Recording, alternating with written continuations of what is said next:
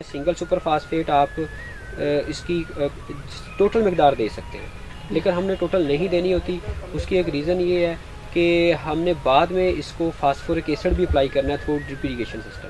اچھا، جب آپ کے پودے گرو کر کے باہر آ جائیں، وہ نارملی 20 سے 25 دن بعد، کیونکہ پھٹائی ہم نے پہلے کی ہوتی ہے لیکن ابھی پودوں نے گرو کرنا ہے، نئی شاخیں نکالنی ہیں، 25 سے 30 دن کے بعد پھر آپ کھادوں کا شیڈول اس کا میں آپ کو موٹا سا بتا دیتا ہوں.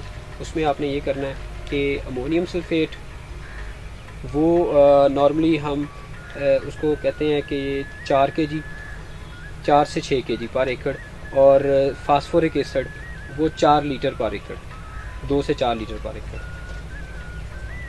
ٹھیک ہے، یہ اس کو اس میں ڈرپ اریگیشن کے تحت پر ویک کے حساب سے آپ نے اپلائی کرتے جانا ہے. اور جب آپ کی فصل یہ مونسون کی بارشوں کے بعد گروتھ تیز کرتی ہے، اس وقت آپ سلفیورک ایسڈ بھی استعمال کر سکتے ہیں. ابھی اس ویڈیو کلپ میں آپ نے دیکھا کہ کیسے ایک ماہر زراعت نے ادرک کی فصل کو ڈرپ اریگیشن کے ذریعے فاسفورک ایسڈ اور سلفیورک ایسڈ ایک بار نہیں بلکہ ہر ہفتے ڈالنے کو کہا.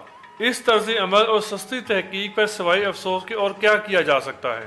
چودھری فارمز لیا تو پہلے ہی بازار میں بکنے والے امپورٹڈ ادرک کو پانی اور تیزاب میں بھگوئے جانے کی وجہ سے صحت کے لیے نقصان دہ قرار دے رہا ہے، اور اس بات کے لیے کوشاں ہے کہ پاکستانی عوام کو کھانے کے لیے ایسا ادرک مل سکے جو تیزاب سے آلودہ نہ ہو. آئیے آپ کو بتاتے ہیں کہ ادرک کی فصل پر تیزاب استعمال کرنے کے کس قدر بھیانک اثرات ہو سکتے ہیں. ہم سب جانتے ہیں کہ کپاس کے بیج کا بر اتارنے کے لیے انتہائی قلیل مقدار میں تیزاب ڈالا جاتا ہے. اسی طرح کچن یا باتھ روم کے زیر زمین پائپ کچرے کی وجہ سے بند ہو جائیں تو ان کو بھی کھولنے کے لیے تیزاب ڈالا جاتا ہے. یعنی طے ہوا کہ جس چیز پر تیزاب ڈالا جائے گا وہ فوری طور پر جل جائے گی. جب آپ زمین میں کوئی بھی تیزاب ڈالتے ہیں تو یہ زمین میں موجود نامیاتی مادہ کو جلا دیتا ہے اور زمین آہستہ آہستہ بانجھ ہو جاتی ہے، اور پیدا ہونے والا ادرک بھی تیزاب کے استعمال سے آلودہ ہو جاتا ہے. زمین میں تیزاب ڈالنے کا عمل اس وقت اور بھی مہلک اور خطرناک ہو جاتا ہے جب غلطی سے فی ایکڑ زیادہ تیزاب ڈل جائے، یا لیبر کی غلطی کی وجہ سے تیزاب والی ڈرمی اچانک گر جائے اور ایکڑ یا اسے زیادہ کا تیزاب تھوڑی سی جگہ میں ڈال دیا جائے. اللہ کے بندو، تیزاب زیادہ مقدار میں جسم پر پڑ جائے تو جسم جلا دیتا ہے، اور آپ اسے اپنی قیمتی زمینوں میں ڈال رہے ہیں.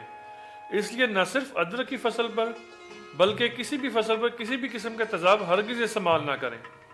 ادرک کاشت کرنے کے لیے زمین کی پی ایچ کم کرنے کا یہ ہرگز کوئی طریقہ نہیں ہے کہ آپ بار بار زمین میں تیزاب ڈال کر نہ صرف زمین برباد کریں بلکہ انسانی استعمال میں آنے والی ادرک، جسے قرآن پاک میں اللہ تعالیٰ نے زنجبیل کے نام سے پکارا ہے، کو بھی آلودہ اور انسانی صحت کے لیے نقصان دہ بنا دیں.